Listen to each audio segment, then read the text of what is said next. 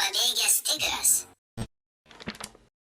Perseka reikalauja išklausyti mažus vaikus ištrauką įvairių pasakų, kurie sudaro 110 visų pasakų.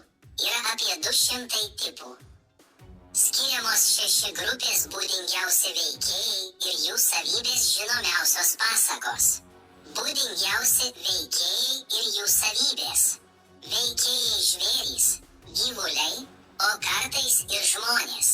Čia veikia bailys kiškis, gudri lapė, godus ir alkanas vilkas, galinga, bet nerangi meška. Šiose pasakose gyvuliai, žvėrys, jų tarpusavio santykiai vaizduojami alegoriškai, kalbama apie juos, tačiau rodomas žmonių gyvenimas. Paeikite toliau, kad matytumės iliustracijas. Žinomiausios pasakos. Vilkas ir 7 ožiukai – tai pasaka apie vilką, kuris nori suvaldyti ožiukus.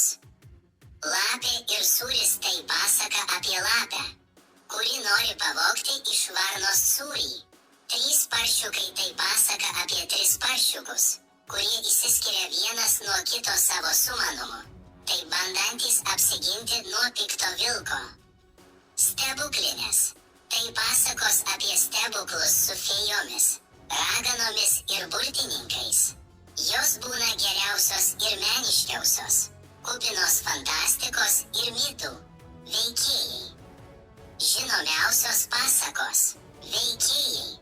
Visose pasakose veikėjai skirstomi į teigiamus – kvailutis, našlaitė, 3 brolis. Neigiamus – žiaurus karalius, pamotė, turtingas brolis. Paeikite toliau, kad matytume iliustracijas. Žinomiausios pasakos. Pelenė – tai pasaka apie vargšę merginą, jos pamotę ir stebuklingą kurpaitę. Jonukas ir Gretutė – tai pasaka apie šeimos atstumtus vaikus, kurie patenka į raganos pinkles. Buitinės pasakos turi bendrų bruožų su anekdotais, pasakojimais, nes jose vaizduojamas realus gyvenimas ir buitis. Veikėjai yra paprasti žmonės. Naudojant kontrastą, vaizduojamas konfliktas tarp skirtingo socialinio statuso veikėjų, berno ir pono ar dvasininko ir t, arba tiesiog pašiepiami tam tikri žmonių būdo bruožai. Tingumas, kvailumas, nesugebėjimas tinkamai elgtis, ar poelgiai, apgavystės, nevykusios išdaigos. Nors buitinėse pasakose vaizduojama tikroviška aplinka, gamtos dėsniai, vis dėlto įvykiai apie. Daugiau informacijos. Mane seka Pabėgęs tigras, jis neleis mums rodyti vaizdo įrašo žiemos sezonų.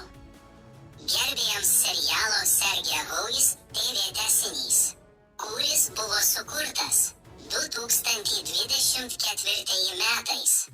Nukeltas pavasario sezoną, užsiprenumeravę YouTube kontekste.